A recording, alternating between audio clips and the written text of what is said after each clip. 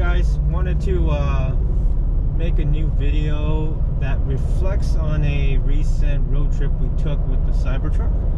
A couple weekends ago we decided to go to Vegas for the Grand Prix, the F1 race, and in that instant we decided to take the Cybertruck from where we live in Southern California to the Las Vegas Strip, where we stayed at the Venetian. We had in the past made that journey with the Escalade, which obviously is a gas powered car, and the Cybertruck we wanted to see what it would be like, obviously to use on a longer journey in comparison to that. So normally when we go out to Vegas on the weekends, we tend to leave on Friday, of course, come back on a Sunday, usually to get there at the most efficient time. We like to avoid traffic, meaning we leave, early in the morning, sometimes anywhere between 8:30 to 9. That way we, avoid sort of the rush hour part of traffic going there. And normally the night before, if it's the Escalade, I would make sure it has a full tank of gas. With a Cybertruck, obviously we charged it 100%. I believe with 100% is like 350 odd-ish miles. But anyway, normally that journey in the Escalade could be done without making any stops. If we wanted to, we could get there. Usually, leaving around 9 in the morning, we would get there in about 4 hours. So that's sort of the comparison base of how I was looking at the experience of using the Cybertruck for that same journey. Now, with the Cybertruck, we left around 9, and to make a long story short, we got there just about 2:45 in the afternoon. So with the Cybertruck, obviously we have to stop and charge, and one of the first places it had us stopping at was at Baker. Now the problem with that was, in our minds, it was a little too close for comfort, because by the time we got to Baker, I think it showed less than 10% left on the battery. Now we typically like an extra buffer, just so in case of emergencies you still have some range left over. So we adjusted it to make a stop at Barstow, and there was plenty of superchargers there. I think it was like maybe 70 stalls or something, maybe more. Plenty of stalls, and they all work perfectly fine. We plugged this up there and charged real quick. We'll have a little more on that later. But anyway, we got on the road, and I think we avoided most of the traffic as best we could. As far as using the Cybertruck, it's almost a perfect car for a long road trip. The truck bed can carry as much luggage as you need. We had 4 people, and it's obviously got enough space as far as seating positions go. I will say that the good things about using the Cybertruck, well, number one, it's a very, very nice riding car. Truck, however you want to put it. You would expect it to ride a little rough, maybe. Now this is my first truck, so I don't really have any other sort of truck type cars to compare its sort of driving dynamics to. Closest thing would be the Escalade, which I guess is built off of a sort of a truck frame platform, if you will. But in any case, the Cybertruck has all the power you need. You can accelerate as quick as you need to. Passing people or merging has never been an issue with that car. It stops just fine. Its body controls are great.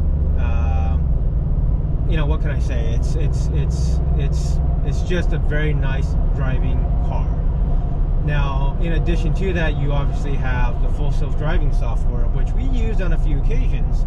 But I do have still some gripes about that, because while it worked mostly, one of the things that caused us to disengage from it is constant lane changing. And I don't know why it would lane change at the times that it did, because you, say for example, had maybe a clear road ahead of you, the car would still make a change over to the next lane for no reason whatsoever. If full self-driving is to start mimicking more of how people drive, you wouldn't make that unnecessary lane change. So we kicked out of full self-driving. I remember twice we kicked out of full self-driving because it kept wanting to change lanes, and you have to wrestle with it so that it wouldn't, and when you wrestle with it, it kicks it out. So that was a bit of an annoying factor. I know a lot of people have complained about that. I don't know if they're going to fix that in the next iteration. I hope they do. We went into the settings, we changed everything, we made it more chill, less aggressive as far as its attitude toward driving, but FSD still wanted to make those lane changes. So anyway, that's one complaint that I have about that. Now, this is kind of a argument that, depending on how you look at it, may or may not. Wow, interesting. There's a SL. That was a Mercedes 300 SL that went by. I don't know if you got that, but that's a 1.3 or 1.9 million dollar car. But anyway, so there is a buffeting sound that comes from the pillars from the driver's side and the passenger side. So it's not unique to one side. I think this is more of a design flaw, if you want to call it that. But you know, when you're driving fast and you lower the windows in the back, but you have the windows in the front and the wind makes that sort of fluttering sound, it's like that. Not quite that, but it is almost like at that frequency. And what I think it is the sheet metal that is the angular sheet metal for the window and door frame. I don't know. I don't think it's coming apart from the car, obviously. Although I think Dirty Tesla, on his YouTube video, when he first took his Cybertruck on a road test, it came apart and that piece started flapping in the wind.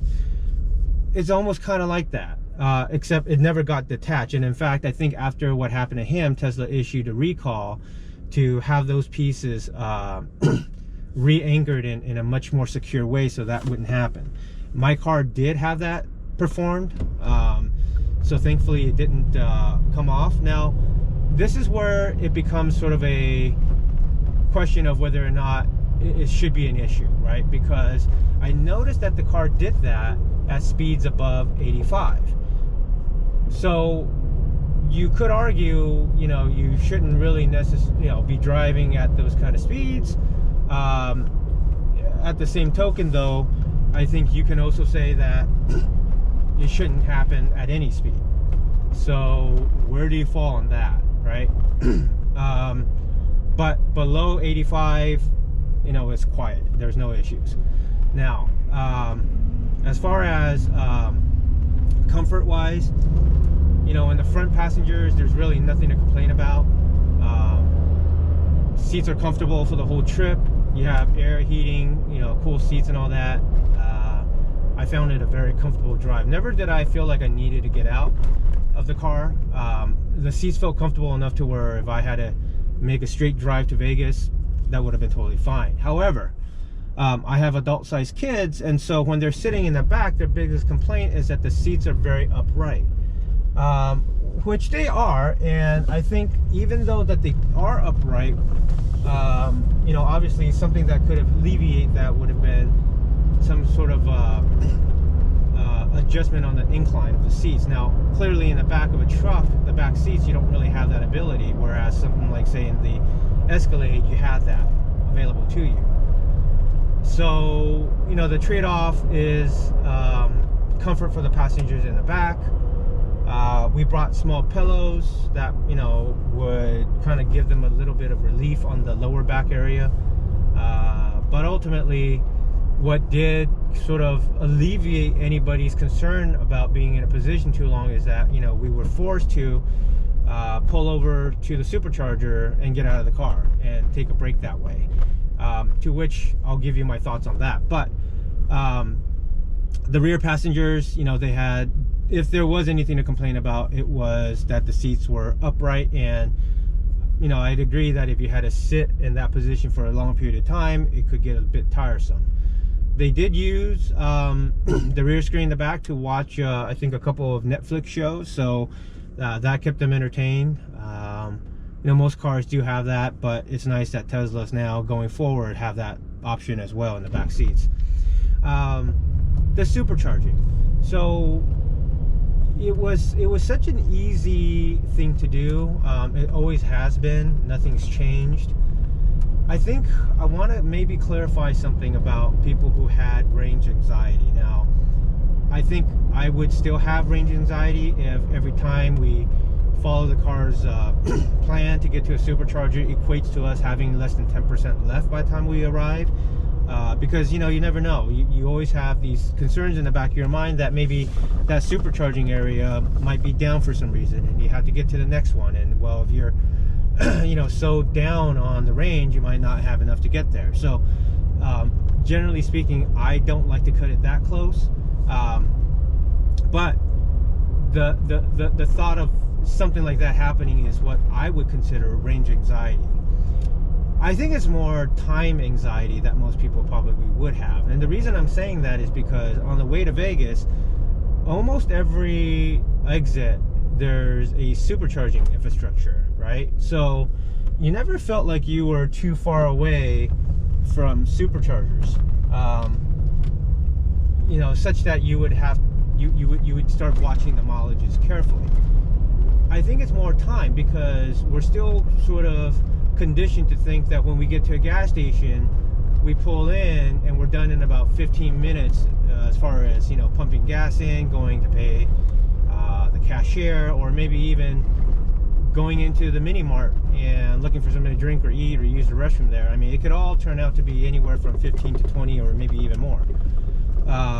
Now, as it relates to supercharging, when we got to Barstow, I think we had somewhere around 15% of battery charge left, and you know, we charged it to 80%. Now, if I remember, I think when we plugged it in, it was saying that, you know, it was about maybe a 30-minute or 25 minutes maybe, or 30-minute charge time to get to 80% from where we had. It was pretty quick. I think it was the 250 kilowatt supercharger, so it definitely went pretty quick. The delay isn't the supercharger, more so the delay was on ourselves, because we got out, we got something to eat, used the restroom, stretch our feet. So you know, it was sort of a welcomed break from the tedious nature of driving. So I would definitely say, and this may be related to just being older now. You know, back in the days when you didn't have kids, maybe it was just myself or a friend or with the wife, going to Vegas, you only had to worry about just you and the other person, right? And usually it's not hard to just say, man, let's just get there in one shot. Well, when you have kids and you have a larger party in the car, now you have to start taking into account everybody's needs. So, you know, someone needs to get off and use the restroom or what have you. It starts to happen more, right? So I think that is basically to say that getting off and using that time to charge the car, but also use the time to grab something to eat or, you know, what have you, it seems more realistic as you're taking longer journeys, right? So I don't find any issue with that. You know, our stopover when we charged the car probably equated to about 45 minutes, but that's also because, like I said, it was up to us that we wanted to go and get food and whatnot. Anyway, so that's really it. You know, one of the interesting things was I thought maybe we would see more Cybertrucks out there. Maybe where I live in SoCal, you know, we see it every day. I mean, it's not unusual to see 4 or 5 Cybertrucks as you go about your day now. So it doesn't have that shock factor anymore. But what was interesting is, I think driving to Vegas and coming back, as a matter of fact, I think I've only seen one other Cybertruck driving there while we were driving on the freeway. Same for coming back. But at the superchargers, you know, where you had plenty of all the other Model 3, the Ys, the X and S's, we were probably charging along with 2 Cybertrucks on the way out to Vegas, and on the way back when we charged, we saw one Cybertruck charging. So I mean, Cybertrucks for some reason just still wasn't as plentiful as I thought there would be. And as a matter of fact, when we got to Vegas, it was interesting because, like I said, we were there for the F1 race. They shut down Las Vegas Boulevard at 3 p.m. or at least that's what the email said. Now, by the time we got to Vegas, it was about 2:45. They actually prematurely shut that street down before the 3 o'clock deadline. So it pushed a lot of people exiting the freeway way back onto the freeway, because the ability to get onto Las Vegas Boulevard was non-existent. You couldn't do that. So we stayed at the Venetian, or we had our reservations there, but we couldn't drive to the Venetian. You were only able to touch on the properties that were adjacent to the freeway. So Treasure Island, Mirage, Bellagio, and so forth. What was interesting is that finally when we got off the freeway, we pulled into Treasure Island because we couldn't make it any further. Graciously, their valet took our car in, knowing that we were staying at the Venetian. We had to take our luggage, walking across the street. But you know, those guys were awesome. We slipped them with 20. They took care of our car. In fact, they charged it up so that on the journey home, when we got in, we had a full 100% battery charge. So props to those guys. But you know, what's interesting is Vegas is such an international place, right? Especially for the F1 race, you have people coming from all over the world. When we pulled out to the valet spot, I mean, it was like people saw the Cybertruck for the first time. It was, I don't want to say awkward. You know, we lived through it when the Cybertruck was still a new thing, so we got used to people gawking at it, taking pictures, wanting to talk to you and whatnot. But we relived that on steroids when we got to the Vegas Strip. We were the only Cybertruck as far as I saw. When we pulled up the valet, everybody on the side were just like, eye dropped. I mean, they were just, you know, phones out, everything. So that was kind of fun, but also kind of, I don't know. I don't know if you're shy or not, but, you know, I don't particularly like all that kind of attention, but it is what it is.